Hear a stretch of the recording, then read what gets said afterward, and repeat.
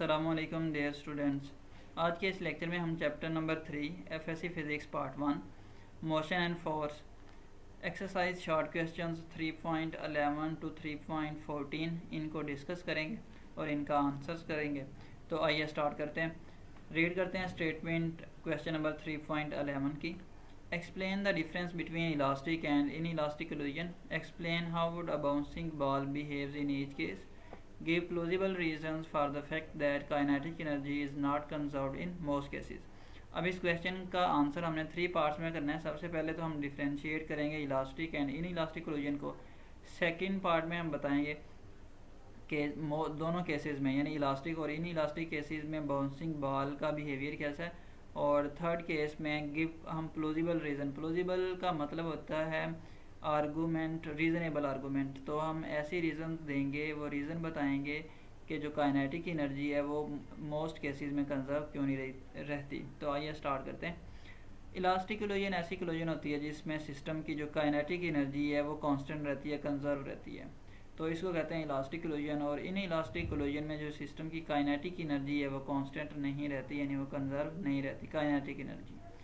अब अगर bouncing ball की बात करें दोनों केसेस में, इलास्टिक कोलिजन में क्या होगा कि अगर हम जिस हाइट से बॉल को ड्रॉप करेंगे वो बाउंस करेगी और बाउंस करने के बाद दोबारा से उसी हाइट पे आ जाएगी। तो ये केस है इलास्टिक कोलिजन के केस में, यानी अगर हमने सर्टन हाइट से जो है वो किसी बॉल को ड्रॉप किया फ्लोर पे तो बाउंस होने के बाद ये इसी हाइट को रीगेन कर लेगी दोबारा से।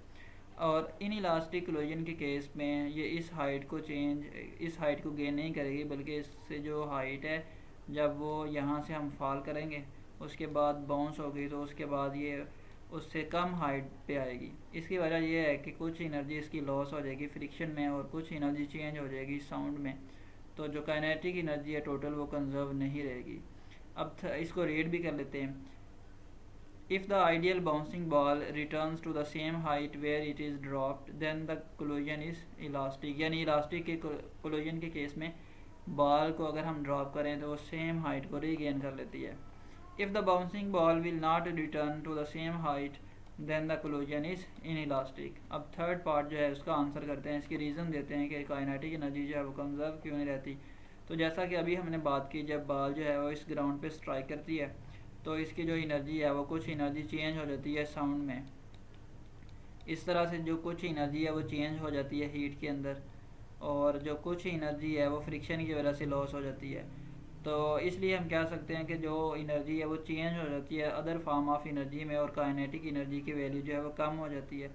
तो फिर हम कह सकते हैं कि जो काइनेटिक एनर्जी है वो एनर्जी कन्वर्जन की वजह से कंजर्व नहीं रह सकती। तो इसको अब रीड करते हैं। When a heavy ball is dropped onto the surface of the earth, it rebounds up to very little height because maximum kinetic energy is lost due to friction and also change into heat and sound energies, जैसा कि अभी हमने बताया। So in most cases the kinetic energy is not conserved। Energy conservation की वजह से जो kinetic energy है वो कंजर्व नहीं रहती। नेक्स्ट शॉर्ट क्वेश्चन देखते हैं 3.12। Explain what is meant by projectile motion, drive expression for time of light, the range of the projectile। और उसके बाद उसने हमसे एक और क्वेश्चन में पूछा है इसी क्वेश्चन के पार्ट में, एंड पे show that the range of projectile is maximum when projectile is thrown at an angle of 45। अब ये जो शॉर्ट क्वेश्चन है इसका आंसर अगर आप टाइम ऑफ फ्लाइट और रेंज ऑफ प्रोजेक्टाइल और प्रोजेक्टाइल मोशन को जानना चाहते हैं तो हमारा जो वीडियो लेक्चर है प्रोजेक्टाइल मोशन पे आप उसको देख सकते हैं। इसका जो लास्ट पार्ट है इसको हम यहाँ पे डिस्कस करते हैं कि हमने शो करना है कि प्रोजेक्टाइल की जो रेंज है वो मैक्सिमम होती है जब एंगल ऑफ प्रोजेक्शन 45 हो। तो जो रेंज ऑफ प्रोजेक्टाइल इसका फार्मूला हमने डिवेल्प किया था, I is equal to VI² sin 2 theta over g. अब यहाँ से आप देख सकते हैं कि इस रिलेशन में जो रेंज है उसकी वैल्यू मैक्सिमम होगी जब sin 2 थीटा की वैल्यू जो है वो मैक्सिमम हो, और sin 2 थीटा की जो वैल्यू है वो मैक्सिमम 1 होती है। और अगर हम इसको 1 के इक्वल सेट करें तो जो थीटा की वैल्यू यहाँ से आती है वो 45 आती है।